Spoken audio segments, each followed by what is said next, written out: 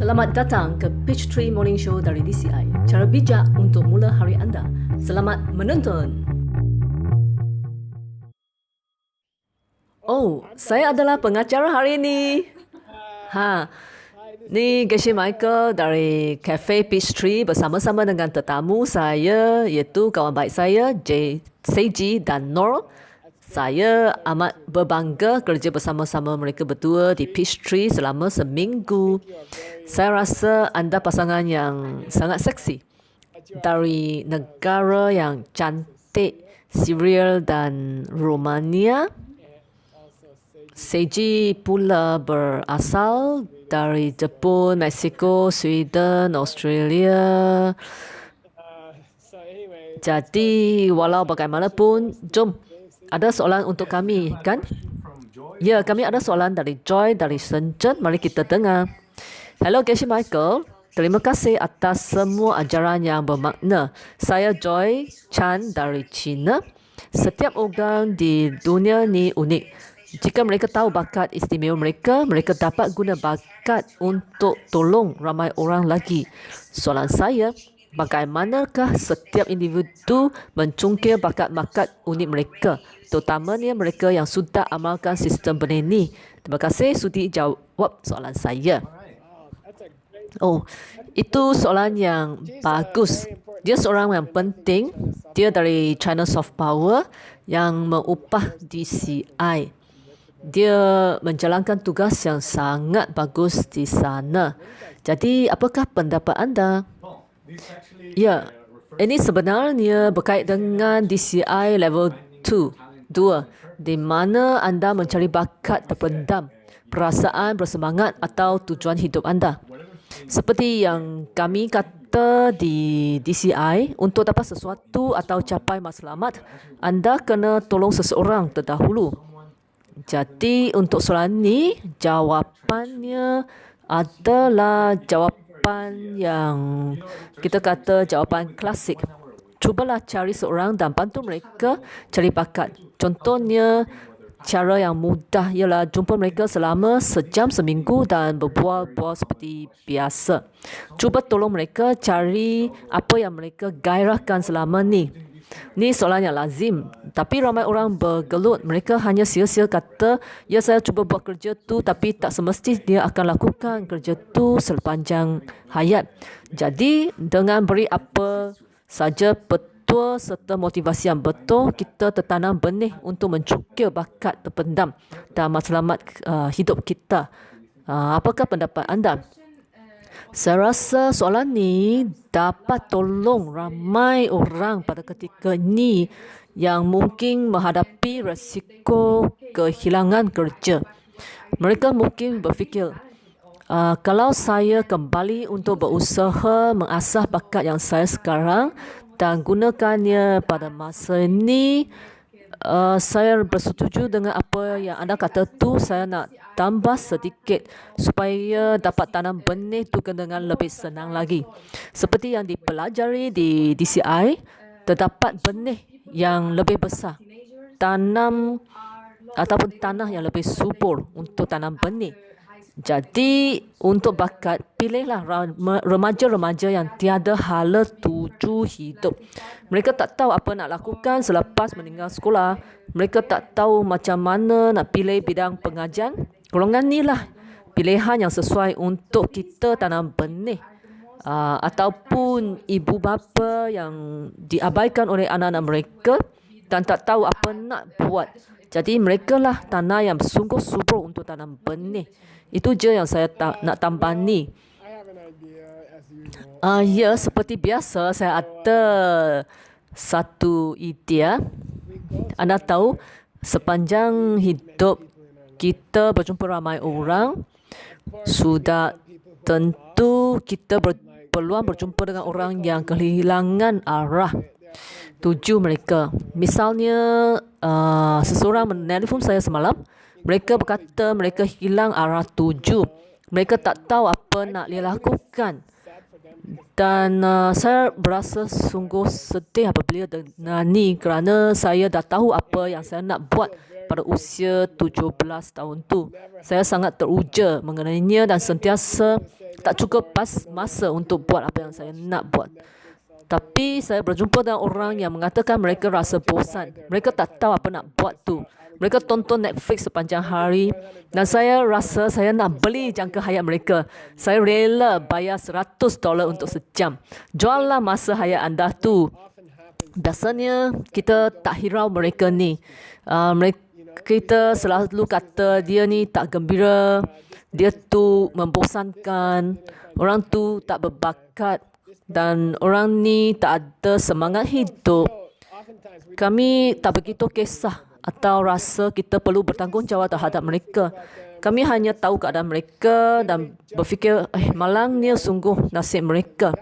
Selepas tu, kami tumpu kepada kegairahan kita sendiri. Kita tak peduli mereka. Jadi, dalam perniagaan benia di New York, ada ramai orang Yahudi dan kebanyakan mereka mengikut adat mereka seperti bertopi, berjangkut dan sebagainya.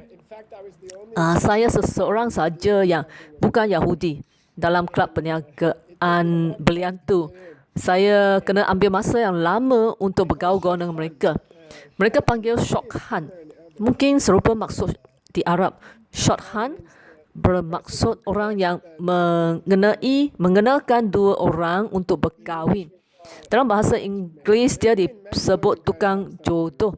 Mungkin di Mexico ada serupa kan? Iaitu apa tu? Gurauja. Itu adalah sesuatu kerja ibu bapa di Mexico nak cari jodoh untuk putera-puteri mereka tu. Pasti ada ibu yang selalu bising dan kata dan cakap macam ni. Oh Seiji, saya kenal seseorang gadis yang sempurna untuk anak ya. Tapi yang saya kata ialah jadi tukang jodoh untuk mereka. Memang seronok. Mungkin anda tanya, kenapa tak cuba main gitar? Ataupun cuba buat filem? Ataupun cubalah belajar memasak? Cara ini dapat tolong mereka. Ketika anda mengaji dan cari bakat-bakat tertentu, ada sikit bakat yang mereka tak tahu sendiri. Itulah yang saya fikir. Apakah pendapat anda, Nur? Saya suka idea tentang kita semua memang berbakat. Ada di kalangan kita tahu bakat kita, ada yang perlu lebih masa untuk cari bakat mereka. Jadi kita boleh perhatikan seperti Michael kata, kita dapat tahu jika kita ada bakat, ia akan menonjol. Semua orang berbeza. Contohnya Seiji berbakat bakar roti pisang. Nanti saya berbakat makan roti pisang.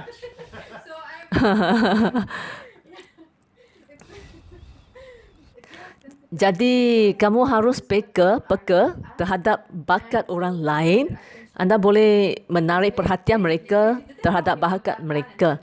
Contohnya saya tahu Seiji berbakat membuat roti pisang. Jadi saya cuba mendorong dia membuat roti pisang pada hujung minggu. Jadi dia pun buatlah lalu menemui bakatnya ni. Oleh itu lebih peka terhadap kelebihan orang lain. Cuba memberi perhatian mereka terhadap kelebihan tu. Contohnya saya rasa anda agak pandai ambil gambar. Mengapa tak cuba bidang ni? Dengan demikian kami memberi perhatian terhadap bakat mereka. Juga kita tertanam benih-benih dalam minda agar kita sendiri jelas lihat bakat kita sendiri dan orang lain. Jadi saya rasa ini memang bagus sebab menanam dua benih sekaligus. Bukannya susah untuk menanamkan. Ini sesuatu yang senang, kan? Ya, saya ingin buat pertambahan lagi iaitu tentang meditasi kopi yang kami sebut 10% tu sebagai alternatif dalam tempoh kuarantin ni, terutamanya mereka yang berkeseorangan. Kita boleh bermeditasi untuk orang lain. Contohnya saya suka tonton TED Talks sebab mereka sangat berinspirasi. Mereka yang sudah terjumpa bakat mereka sendiri dalam hidupnya dan mereka tu mengejar bakat mereka lalu memberi impak yang besar kepada dunia. Ia tak semestinya memberi keuntungan yang lumayan, tapi mereka lakukan sesuatu yang boleh mengubah keadaan dunia ataupun perkara-perkara yang memberi inspirasi kepada orang ramai. Contohnya saya jumpa wanita yang berucap tu yang telah melakukan sesuatu yang menakjubkan. Ataupun saya boleh berkongsi cerita mereka dengan orang lain. Perkara-perkara seperti itulah saya rasa sangat seronok. Benih-benih ni juga baik dan juga mudah ditanam. Kita ada koleksi benih, sekarang kita hanya menuaikan hasilnya yang kita telah tanam tu.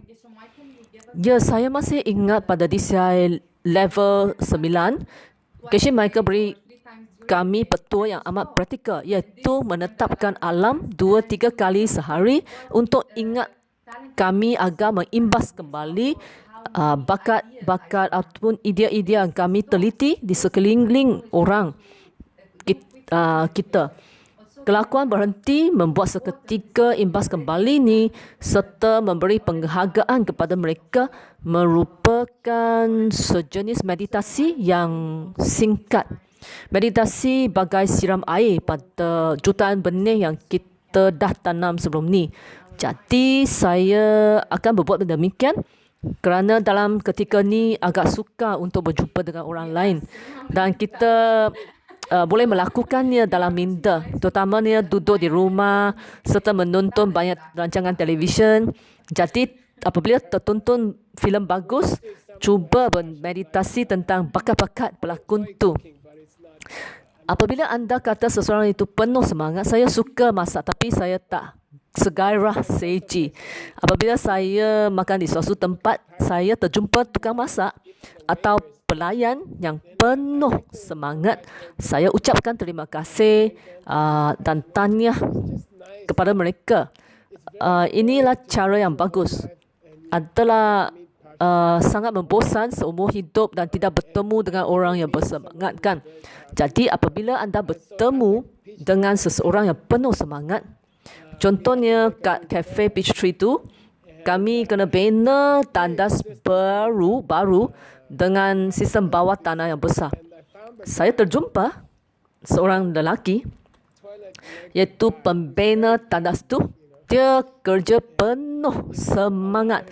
Jika anda biar dia bercakap tentang tandas, dia boleh bercakap-cakap berterusan selama 2 jam. Saya beritahu dia, saya ni tak begitu berminat tentang pembinaan tandas lah. Tapi saya menghargai semangat kerja anda. Beritahu orang yang penuh semangat tu mereka amat bersemangat. Dengan ini hidup kita menjadi lebih seronok. Saya rasa seseorang harus tulis sebuah buku tentang karma keseronokan. Keseronokan adalah sesuatu perkara yang sangat penting, terutamanya dalam ketika masalah wabak ni.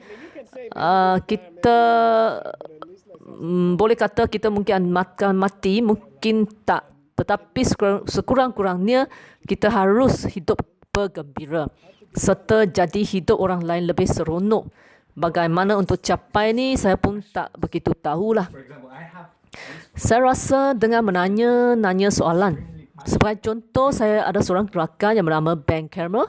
Dia amat bersemangat dan pandai tentang pengetahuan kopi dan memancur kopi.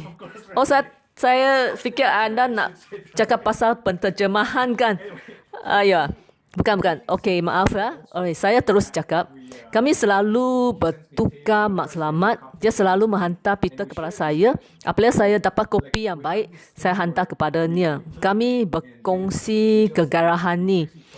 Dan dengan cara ini, kami meningkat kegairahan kami antara satu sama lain dalam bidang yang kami suka ni.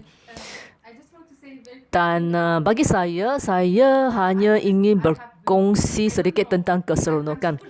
Saya tak tahu ni, saya ni sungguh kelakar. dia boleh pastikan. Saya hanya berasa seronok. Saya bertanya kepada diri sendiri, apakah yang terjadi kepada saya ni? Saya boleh lawak dengan segala-galanya. Saya rasa yang penting ialah jangan terlalu serius. Kita tak tahu apa yang akan terjadi esok kan. Jadi kadang-kadang benarkan diri kita bertindak bodoh. Mungkin sedikitlah. Saya rasa ini lebih menyenarokkan. Sudah sampai masa untuk tamatkan perbincangan kami ini dan tiba masa untuk beri petua yang praktikal kan. Saya nak cakap tentang perkara-perkara bodoh ni. Semasa remaja saya ada 4 adik-beradik. Kami sentiasa bergaduh. Pergaduhan kami agak serius tau. Maksud saya kami berlawan sampai pecah tingkap pintu dan juga rosakkan perabot. Lepas tu saya terjumpa sesuatu kaedah. Apabila kedua-dua abang saya bergaduh, saya buat sesuatu yang bodoh atau sengaja jatuhkan sebuah pinggan lalu biar dia pecah ke lantai. Tiba-tiba mereka terkejut. Semua orang lupa apa yang mereka tengah bergaduh tu. Atau saya mula nyanyi lagu rock dengan kuat sekali. Jadi hal seronok itu boleh melegakan ketegangan. Ya, hentikan pergaduhan yang serius kan. Anda boleh kata, zip anda terbuka. Tiba-tiba mereka berhenti buat seketika. Jadi pada pendapat saya, jadilah seorang tukang jodoh. Cuba hiburkan mereka yang bosan. Rasa bosan ni sesuatu yang teruk kerana ia bertentangan dengan rasa seronok. Cuba kata, Seiji, awak seorang tukang masak yang hebat ya. Bolehkah anda datang ke rumah saya untuk masak? Kemudian dapatkan mereka lakukan sesuatu yang mereka suka. Itulah idea saya. Apakah idea anda? Ya, saya tengah berfikir ni, buat masa ni jika kita tiada pilihan untuk bersuara muka dengan orang lain, kita boleh cari seseorang yang berinspirasi untuk bermeditasi kopi. Contohnya, sekarang saya benar-benar memuja hal-hal menakjub Elon Musk. Beliau sungguh bersemangat. Beliau bervisi besar dan bertekad. Itulah hal yang saya lakukan sentiasa. Saya betul-betul memujai beliau. Itu bagus. Ya, lakukan meditasi atas mereka yang berbakat di sekeliling kita. Setiap kali kita jumpa orang yang beridea baru atau berbakat, dan inilah masanya kita bermeditasi atas bakat dan idea-idea baru itu. Sesungguhnya boleh bertekad meditasi kopi dan jadikan hasilnya lebih cepat. Seperti yang lakukannya pada minggu lepas tu, lakukan 2 kali sehari atau lebih. Inilah merupakan cara yang praktikal. Dan saya tahu Joy akan amat bermotivasi sekarang. Soalan untuk kami? Ya, soalan seterusnya ialah dari seorang wanita yang dipanggil Ais dari Guangzhou. Ini soalan yang sungguh penting. Halo Geshe, Orik dan Scott. Terima kasih atas pengajaran anda. Saya pelajar anda berasal dari Guangzhou, China. Hari ini soalan saya ialah bagaimana untuk mengatasi diskriminasi perkauman. Disebabkan oleh coronavirus, ramai orang barat berdiskriminasikan orang Cina. Baik. Jadi, jika anda tak dengar dengan jelas, soalannya ialah tentang gelombang diskriminasi perkauman yang sedang berlaku disebabkan oleh wabak coronavirus ni terhadap orang Asia. Dan ia telah bawa kepada tindakan keganasan yang serius di merata dunia. Kami berasa gembira untuk membincangkannya pada minggu depan. Untuk soalan-soalan lain, kamu boleh hantarkan soalan tu dalam video secara selfie ke seedquestions@diamondcutterinstitute.com. Saya rasa ini soalan yang sangat baik. Saya tengah fikir masalah wabak ni serius. Selepas tu, masalah kewangan yang lagi serius akan tiba. Selepas masalah wabak, ramai orang akan menghadapi masalah kewangan. Saya rasa mereka akan mula membenci. Mereka akan mula menyalahkan orang dari China atau Asia. Keadaan ni akan wujud. Saya rasa ini adalah soalan yang sangat penting. Menurut sistem benih, diskriminasi ni berasal dari saya. Jadi mungkin saya boleh cari jalan untuk menghentikan di sini. Lain kali, pada hari Isnin. Baik, jumpa pada hari Isnin. Selamat tinggal. Bye-bye. Terima kasih menonton Page 3 Morning Show. Jumpa lagi.